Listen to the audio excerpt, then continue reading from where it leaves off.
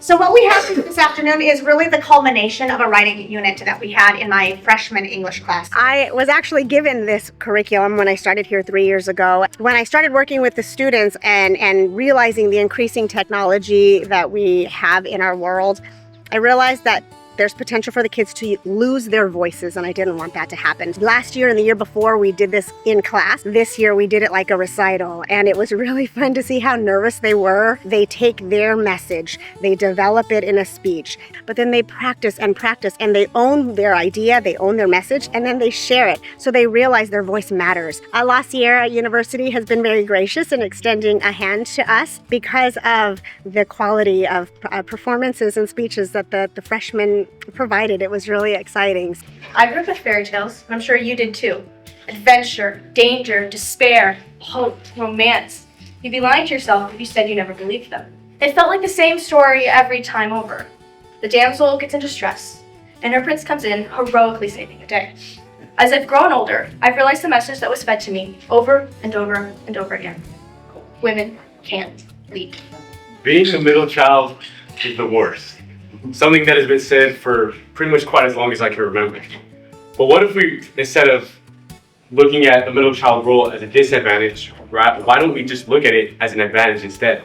But I think that being the middle child is the reason I became the person that I am today.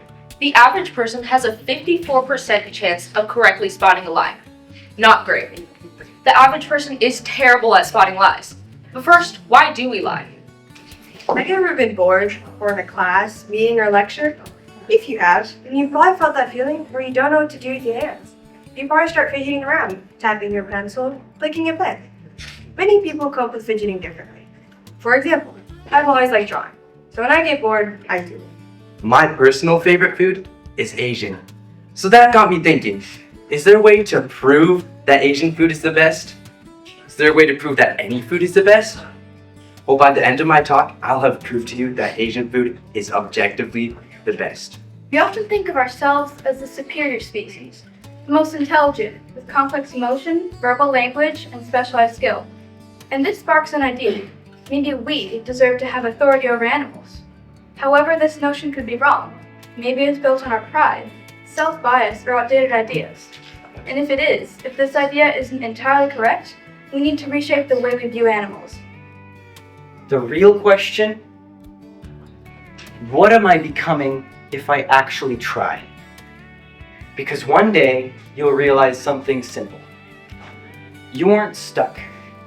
You were just early in the process, and you didn't realize it. You didn't need a different life. A learning processing disorder is something that changes the way your brain works. Today, in this world, over 8 billion people, I know that I'm unique. I don't think the same way other people do. I have this disorder and I'm okay with it. I accept who I am and I wouldn't want to be anyone else. I want to invite the Dean of the School of Business, Dr. Thomas, to come up. He has a few words for our students. We see in every one of you some elements of greatness. You're outstanding, son. Okay, and the point here is, when you come to LaSierra, especially the Zapara School of Business, we want to find those elements of greatness. We're not going to be the person to say, I'm sorry you can't do math. No, we'll find what you're good at and maximize that. You're awesome, young lady. You understand that? You are awesome. Our job as academics is to find that greatness in you. So thank you very much for being here. As a token of our gratitude to your school, I'm going to give your teacher $1,000 to spend any way she likes on you guys. Oh, such a great job you did. Okay?